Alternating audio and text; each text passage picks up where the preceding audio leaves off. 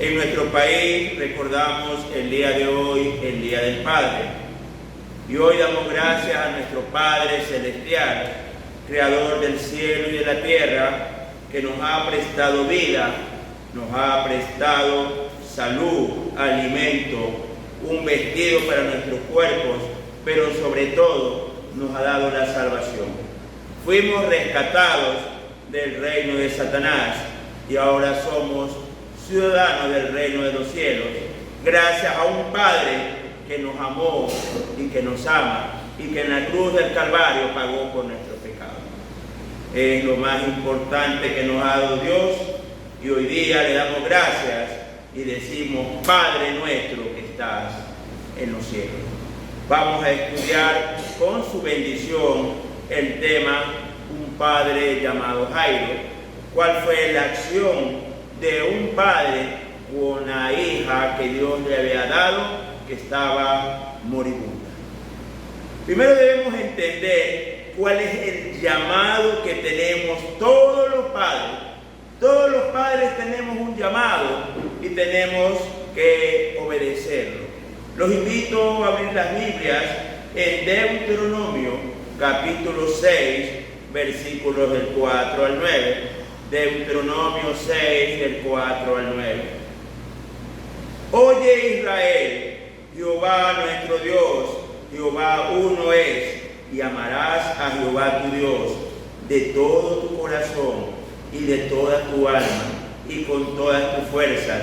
Y estas palabras que yo te mando hoy estarán sobre tu corazón y las repetirás a tus hijos y hablarás de ellas estando en tu casa y andando por el camino y al acostarte cuando te levantes, y las atarás como una señal en tu mano y estarán como frontales entre tus ojos, y las escribirás en los postes de tu casa y en tus puertas. La palabra de Dios nos manda amarlo con todo nuestro corazón, con toda nuestra alma y con toda nuestra fuerza. Y debemos enseñarle a nuestros hijos a amar a Dios. Nosotros, dentro del proceso de enseñar a nuestros hijos a amar a Dios, debemos repetirle a nuestros hijos la palabra del Señor de mañana, de tarde, de noche, estando en la casa, estando en el camino, teniendo versículos bíblicos en el hogar. El joven, el niño debe ser bañado, cubierto totalmente de la palabra de Dios. Este llamado que tenemos los padres, la generación anterior no lo cumplió. Analicemos. Antiguamente no se servían los alimentos si primero no se tomaban con acción de gracias. Antiguamente toda la familia iba al culto cristiano, el cual profesare, pero en la actualidad no es así. Los padres van por un camino, los hijos por otro camino. ¿Cuál es el resultado? Una juventud que no teme a Dios, una juventud que desea obtener las cosas de la vida, las cosas buenas, los celulares, las gorras, los teléfonos de marca, sin trabajar, asesinando, delinquiendo, porque no se ha cumplido este llamado que tenemos todos los padres: enseñar a nuestros hijos a amar a Dios y enseñarles sus caminos. Así que, hermanos, es importante este llamado. Y este llamado, mis queridos hermanos, nos da a nosotros algunas funciones que tenemos que hacer. Veamos la primera de estas funciones en el libro de Job, capítulo 1, del 4 al 5. Libro de Job, capítulo 1, del 4 al 5. Debemos entender que el libro de Job es el libro más antiguo de la Biblia. Es un libro escrito en ugarístico, y ya en aquellos días anteriores a Abraham se ve cómo debe ser un padre. La palabra de Dios dice así: e iban sus hijos y hacían banquetes en sus casas, cada uno en su día, y enviaban a llamar a sus 3 hermanas para que comiesen y bebiesen con ellos. Y acontecía que habiendo pasado en turno los días del convite, Job enviaba y los santificaba, y se levantaba de mañana y ofrecía holocaustos conforme al número de todos ellos. Porque decía Job: quizás habrán pecado mis hijos y habrán blasfemado contra Dios en sus corazones. De esta manera hacía todos los días. Analicemos las personas que intervienen en esta historia. Aquí interviene el siervo de Dios Job, pero ya para esta época era un anciano. ¿Cómo sabemos esto?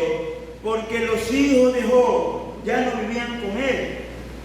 Dice la palabra de Dios que los hijos de Job hacían banquetes en sus casas, en la casa de cada hijo. Entendemos que ya los hijos eran hombres maduros que se habían independizado de la casa familiar. Ya debieron haber sido hombres casados que vivían de manera independiente, y esto hacía que Job obviamente ya era un anciano. Vemos que invitaban a sus hermanas porque tenían de continuo fiesta, comida y bebida. Entonces entendemos que los hijos de Job tenían posibilidades económicas importantes. No eran jóvenes de escasos recursos, sino que tenían posibilidades para hacer fiesta de continuo. Pero aquí vemos una función que muchos han olvidado. Job se levantaba de mañana y ofrecía holocaustos conforme al número de todos ellos. Él hacía la función sacerdotal, pedía perdón por el pecado de sus hijos. Hijo por hijo oraba, ofrecía un sacrificio a Dios para pedirle perdón por los pecados. Debemos entender que una cosa es ser pastor, pero en el contexto bíblico, el que intercede por los pecados, en el contexto del Antiguo Testamento, era el sacerdote. Y el sacerdote de todo hogar es el padre. No importa que su hijo ya se haya casado, vive en otro hogar, vive en otra ciudad o en otro país, el padre debe interceder ante Dios por sus hijos. El padre debe clamar a Dios por sus hijos, debe arrodillarse a Dios por sus hijos, debe llorar a Dios por sus hijos.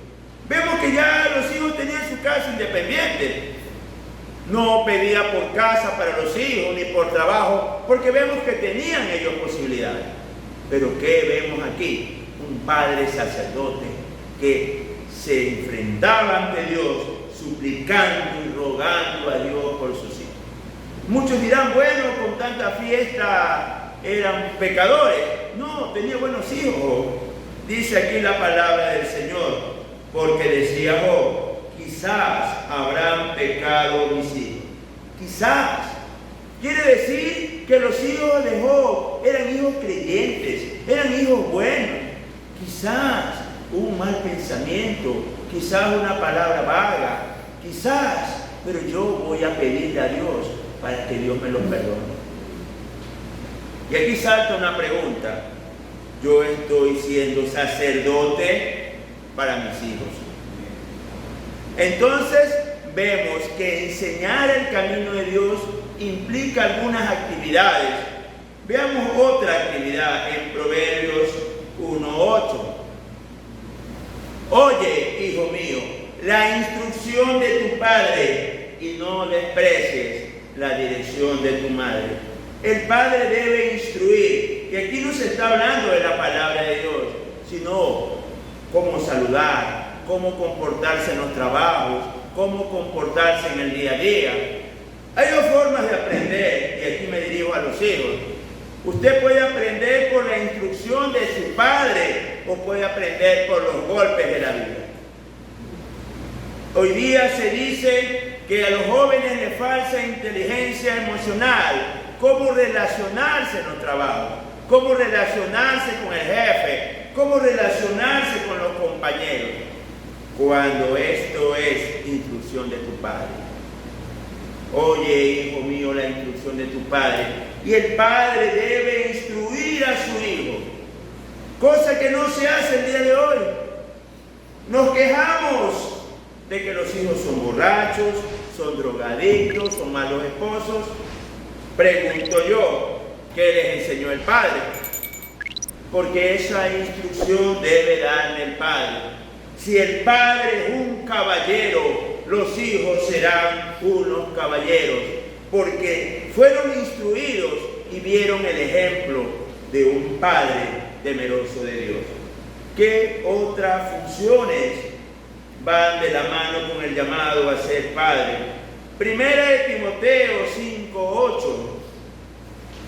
Porque si alguno no provee para los suyos y mayormente para los de su casa, ha negado la fe y es peor que un incrédulo. No basta, mis queridos hermanos, porque por la biología y el matrimonio seamos padres. Nosotros debemos cuidarlo, debemos proveer a nuestros hijos. ¿Quiénes proveen la salud, el alimento, los estudios?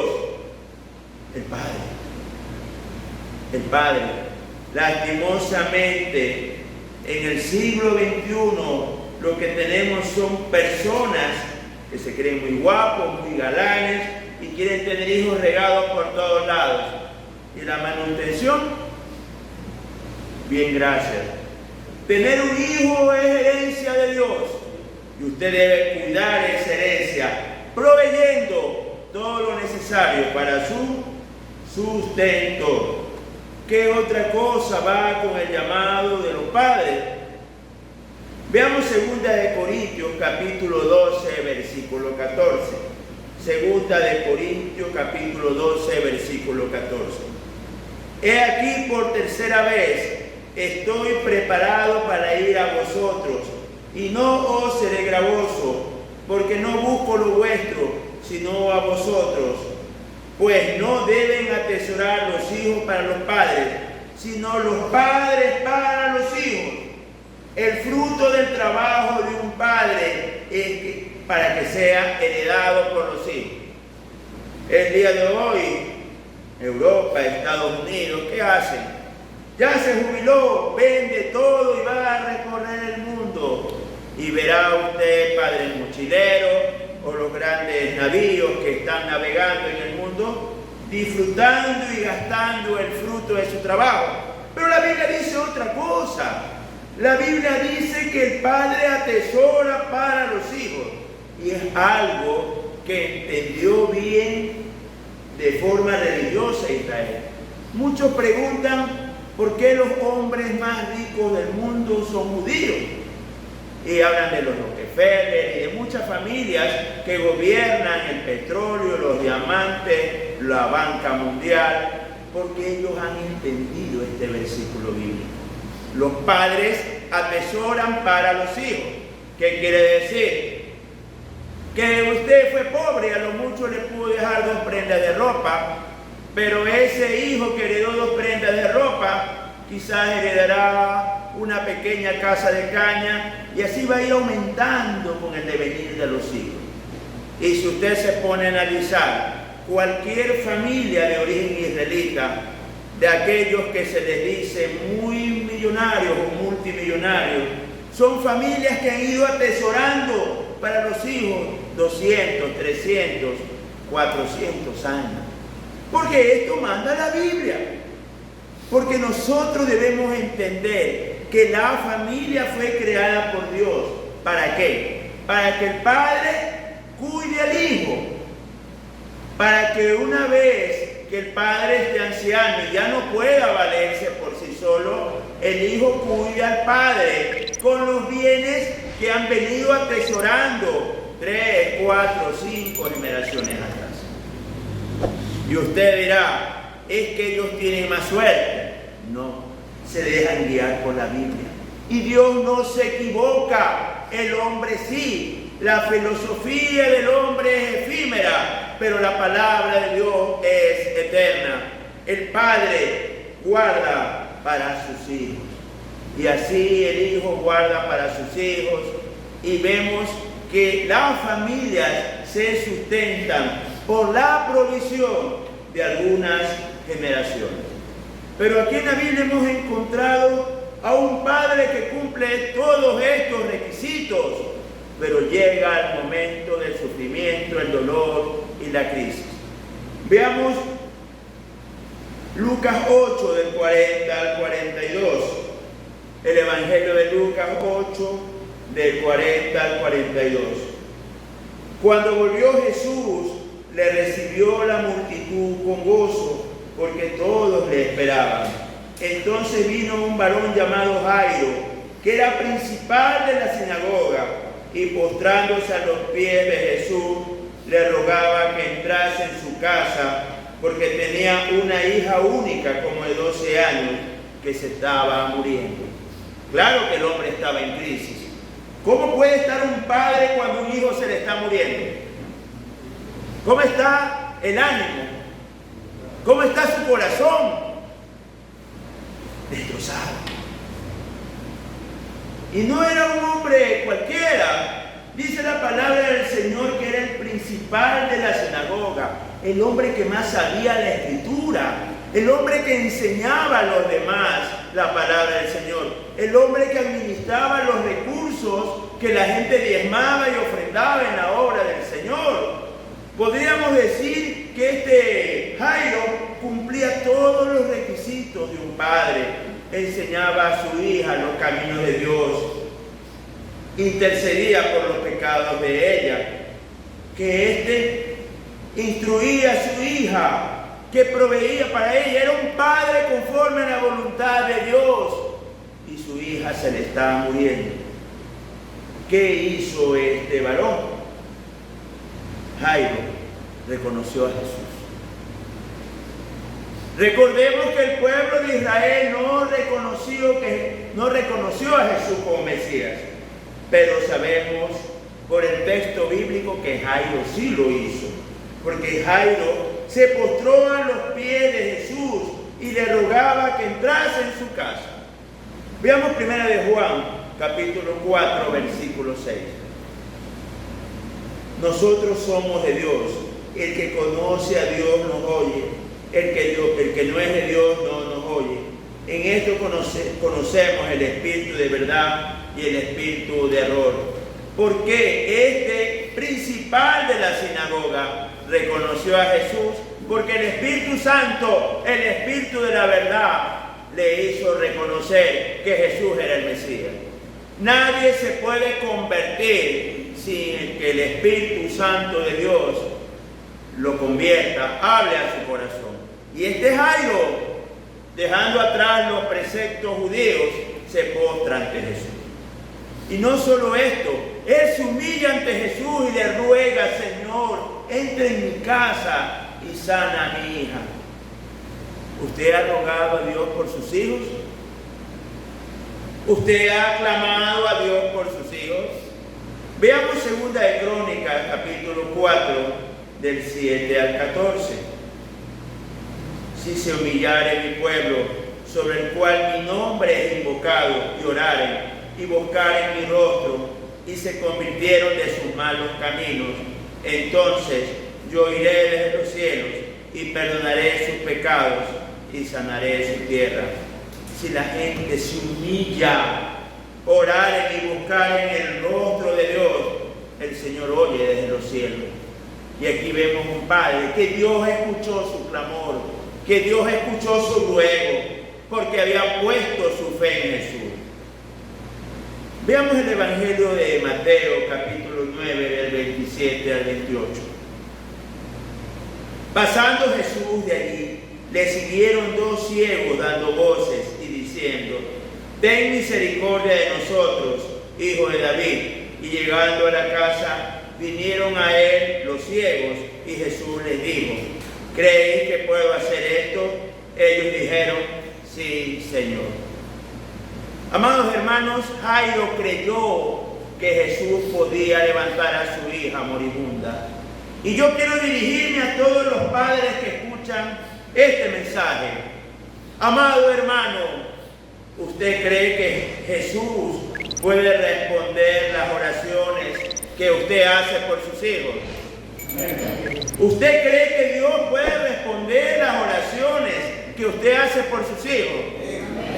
Mi querido hermano, sí, amado hermano, ore al Señor por sus hijos, interceda por sus hijos, porque Dios responde. Y veamos la respuesta de Jesús a Jairo en Lucas 8, del 49 al 56. Lucas 8, del 49 al 56. Estaba hablando aún cuando vino uno de casa del principal de la sinagoga a decirle: tu hija ha muerto, no molestes más al maestro. Oyéndole, Jesús le respondió: no temas, cree solamente y serás salva. Entrando en la casa, no dejó entrar a nadie consigo, sino a Pedro, a Jacobo, a Juan y al padre y a la madre de la niña. Y lloraban todos y hacían lamentación por ella. Pero él dijo: no lloréis, no está muerta, sino que duerme. Y se burlaban de él, sabiendo que estaba muerta. Mas él, tomándole de la mano, clamó diciendo: muchacha, levántate. Entonces su espíritu volvió, e inmediatamente se levantó, y él mandó que se le diese de comer. Y sus padres estaban atónitos, pero Jesús les mandó que a nadie dijese lo que había sucedido.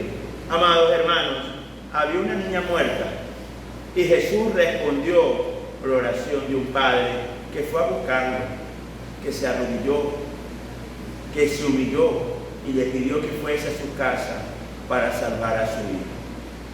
Amados hermanos, hoy es el Día del Padre.